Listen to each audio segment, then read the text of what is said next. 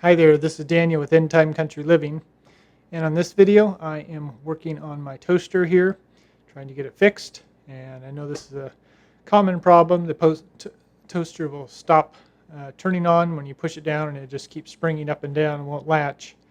So rather than having you struggle, I will bring you along and see if I can't figure out how to make our toaster work, and show you a little bit about what's inside of it, how it works, best to my knowledge, and it might help you out. Okay, so this is a Oster gold toast, according to the label here. Not quite sure the model here. Let's see. That wouldn't show in there. This is the model 6241.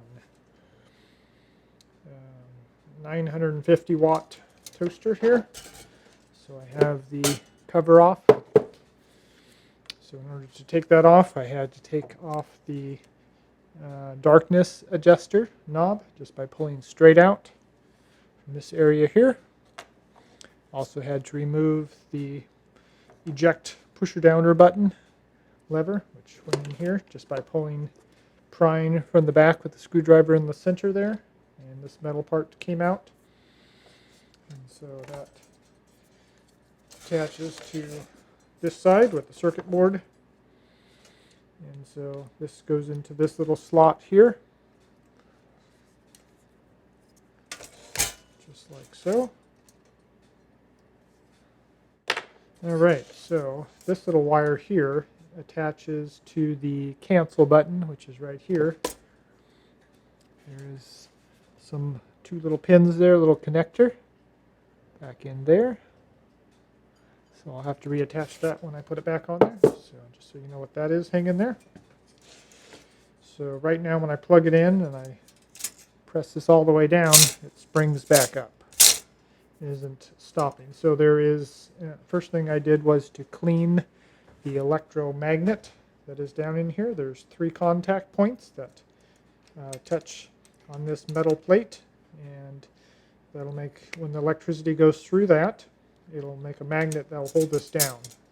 Well, it's not holding down, so that means the electromagnet is not activating, and so we need to figure out why. And so as I was pushing it down, there is a little switch down there, right there. Okay, so there's a little metal piece kind of sticking out, and as I press this down, you should be able to see that being pressed down. So the lower part pushes down on it right there, and that's what makes contact with it.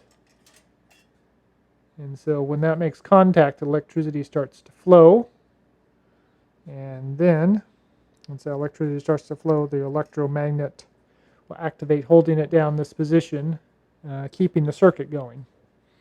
And so, and then when that flexes at a certain point, it heats up, it will stop.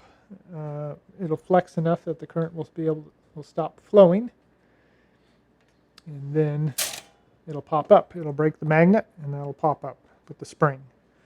So I was noticing when I pushed this all the way down, that little metal switch, copper metal switch in there, is not making contact. And so it's just a little bit off. So not quite sure of the solution to that, other than just bending it a little bit. So my next thing I'm going to do is to take some needle nose pliers and carefully work my way in there and go ahead and bend that closer to the contact point. Okay, so go ahead and squeeze. This can sit like that. Squeeze these. Shove those, and there's another one over here. Okay.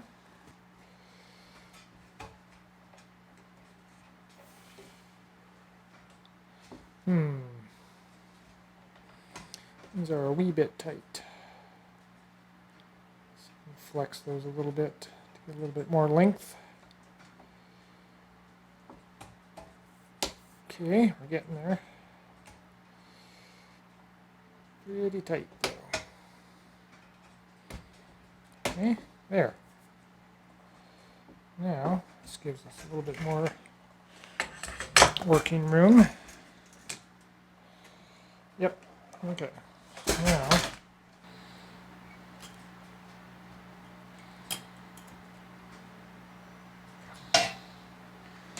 okay.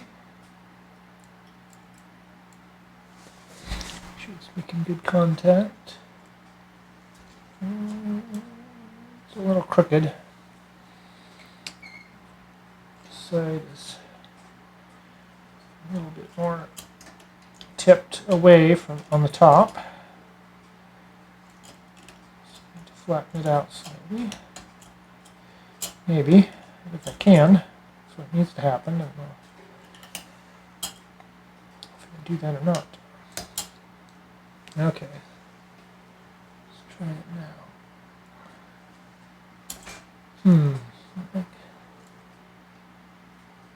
It might make good enough contact. Okay. So the way to really test this is to put this back on. So I've got to put this circuit board back into place. For all that effort of pulling it out.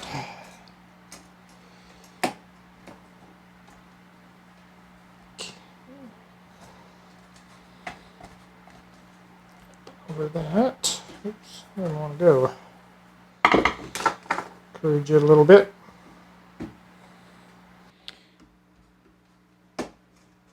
There. Okay. So got that back into place there. Get that in there like that. Tab and then. Oops, that's not good. Oh, okay. That just fell out here.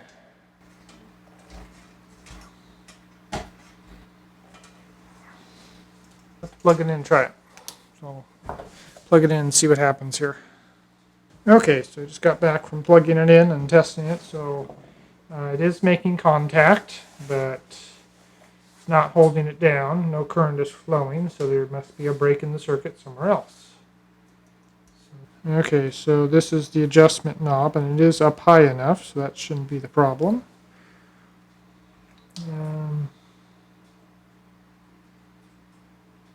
Interesting.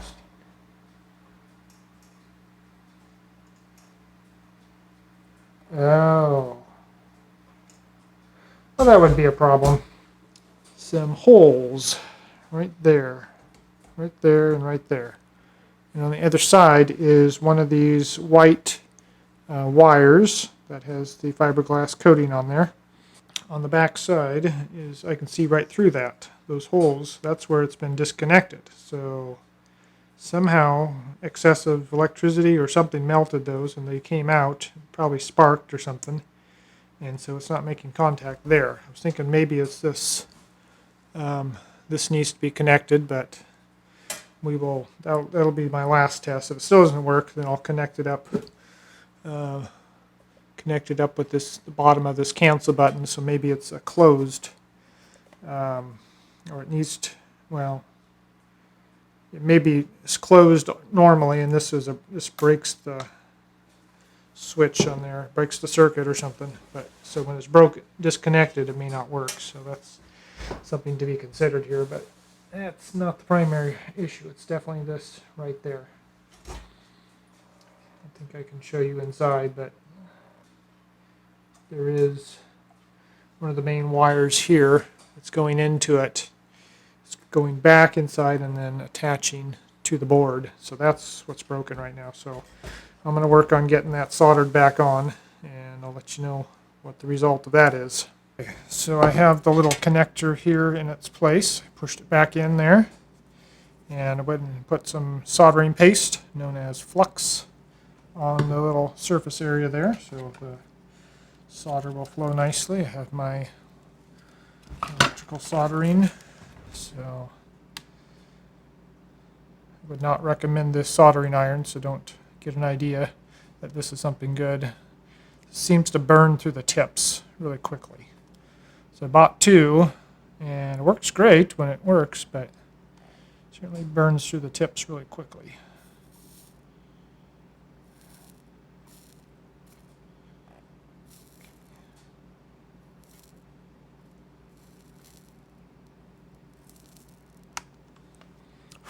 Okay.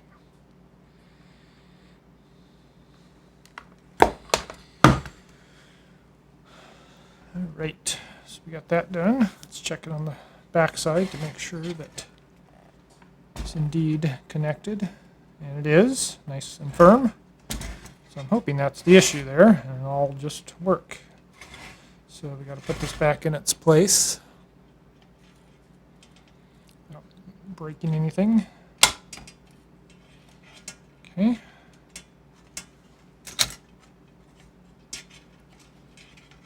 Let's see if I can take this little post out. Ah, this one didn't want it to come out like the other one did.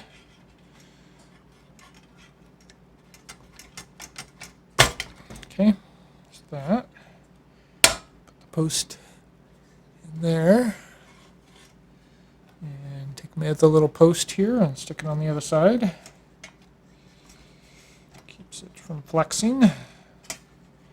Alright, so let's see, I gotta match it up. So it looks like this needs to rotate like that. Okay, so I think it's in its place. So now it's just a matter of testing it with some electricity plugged in. Well, I guess I got electricity right here. Okay, well, find out what's going to happen here. Ah, it works. Look at that. Check it out. Okay, so let's kill it first. Whoops, it's not going to be so easy.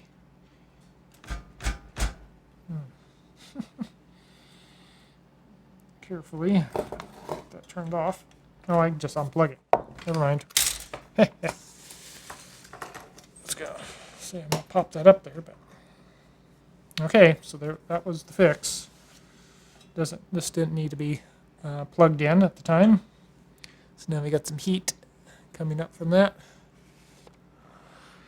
And so I'll have to let it cool down a little bit here before I start working it so I don't get burned. But anyway, just a little bit of solder job was the trick there. So I'm not sure how that became unsoldered. Probably just was a weak solder point, but it's this little one right down in here. 2 prongs, one of the main powers, so that's all it took.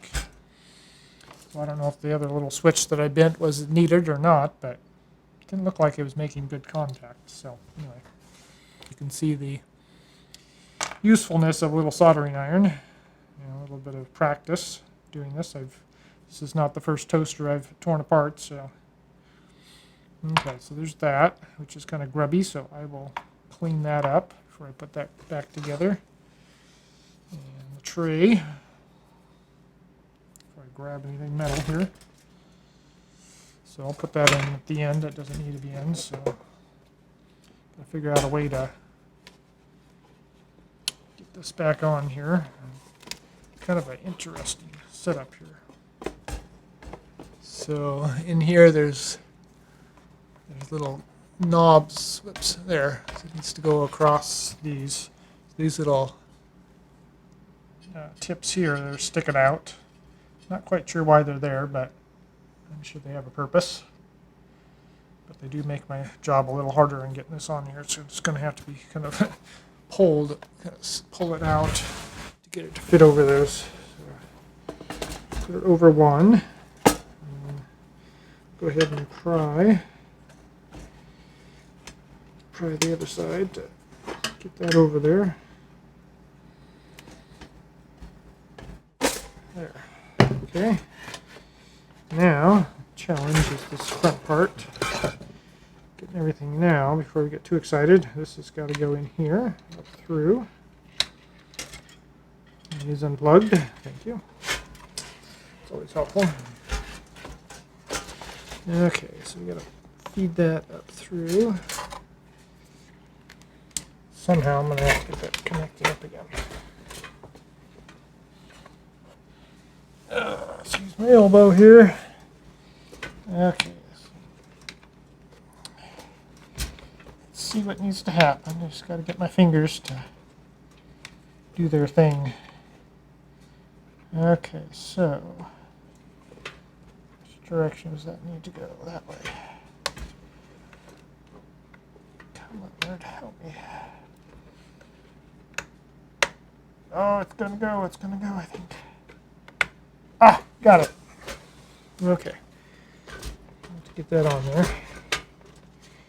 Now, get it lined up again. Something rattling around in there. Oh, there we go. Oh, well, that's what was rattling around. It's those little knobs that stick out on either side. So now I knocked one off. Hopefully that won't be a problem. Okay, so now we need to slide in like that. Okay. That's looking good. Yeah. Okay, the case is on now. So I still need, let me go clean this up and I'll be back. This could use a little cleanup too. Be back. Okay, I'm back here. Get these cleaned up. So, let's see. I guess I want to get this screwed down before I put those on. Uh-oh, I've done it here. Ah. Oh, there's these little clips on the side. I see. Go in. Well, lots happening at once here. Okay, there's that. The clips on the sides. I don't know if they're there or not. It feels weird. No, there's something funny. Okay. That looks like it's good. Okay, there's 2 screws here you need to put on.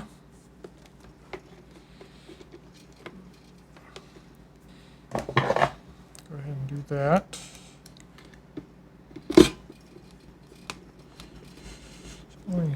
Only screws I think I took off on this thing are these 2 here at the bottom. Otherwise it's all just kind of pressed in.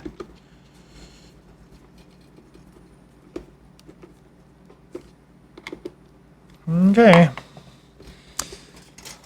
So now it's not going to fall out so easily. Go ahead and put this on. Let's see here. How does that go? It must go on the bottom. Yeah, it goes like that, I think. Okay, and then there's 2 little knobs, posts there that go in those holes. So it's a matter of popping it all back in there. There. Okay. So it goes from there to there. Okay. And then we need to put this back in, so we need to figure out which way is up. So this way. So I need to find a little slot that it goes into, which I can see. Press it in. Okay. Looks good. And then got our tray here, which is a bit dirty and needs to be cleaned up. Okay. All right, should have a functioning toaster again. Let's go ahead and try it out here. Hopefully nothing got damaged or broken on the way putting it back together. Good clicky little button there. So I'm going to put it down. Come on. Yay! It's held down. Okay, let's see if the cancel works now. Aha! Sure enough. Great. Well, we'll see how long that lasts, but hopefully my soldering was good enough that it should last quite a while. So, gets warm, which is a good thing. All right, so basically the point of this video is to show you that you don't just have to rely on the world to fix things for you, to give you something new when something breaks, that we should be thinking and asking God to show us how to fix the things that we have. may take a little bit longer for us to fix it than it would be to just throw it out and buy a new one. But when the time comes where the world will put a pressure on us to do things their way by restricting what we can do as far as buying and selling, it'll become very useful and necessary to be able to repair the things ourselves that become broken, that aren't working correctly. A toaster is probably not a great example of that because we may not have electricity either. Might have solar power or something like that that we could use for that, but may not want to use a toaster in that situation. But it's just an example of something that we use every day that we kind of depend on. We feel kind of lost without it.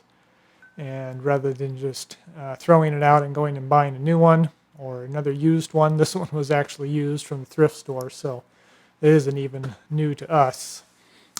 But it's served very well the last, 3 or 4 years that we've had it. It's been a very good little toaster, and happy that I was able to find a fix for it with God's help. So with everything, with prayer and supplication, make your requests to the Lord, says the Bible, so that God can bring to our mind the things that we need to do in order to remedy the situation, things to look at and bring to our mind. Looking for my needle nose pliers. The last time I saw them, they were in the office, that my wife had used them, and was looking everywhere, praying about it, trying to figure out, okay, where are these things? And I looked in my toolbox or little tool bag for them, and they certainly weren't there. And so I bowed my head and prayed and asked God one more time to help me find them. Went and looked back in my tool bag, and lo and behold, 2 screwdrivers, which were also borrowed, and this pair of needle nose pliers had been returned. I don't know, magically kind of in between the last time I looked, an hour ago or so, and when I needed them. So maybe an angel scooped them up and put them back in there for me. I don't know, but maybe one of my children found them and put them back there for me. But regardless, it was like within 10 seconds of me praying, I went and looked at my bag, and whoop, there they are right there. Obviously, I could see them. So that was kind of neat. Anyway, so very happy I was able to fix the toaster, and you were a witness to what I did. And so a soldering iron is a very useful thing to have.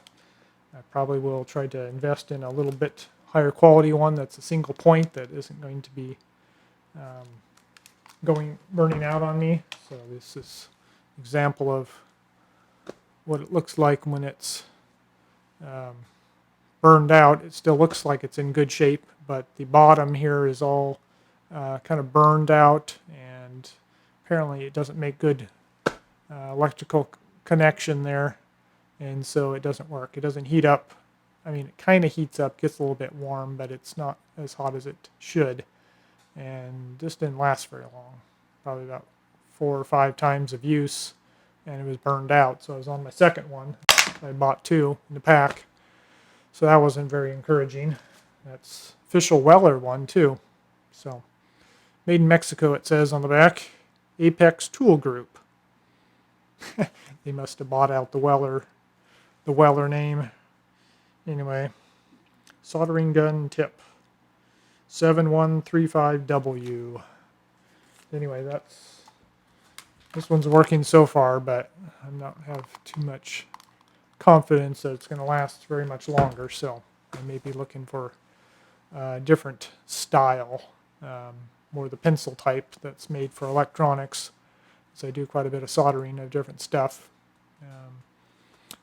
So that would be helpful. Anyway, just wanted to encourage you to practice now fixing and repairing things, and don't always look to replacing things just because something breaks. There's usually some one point of failure that's causing it to break.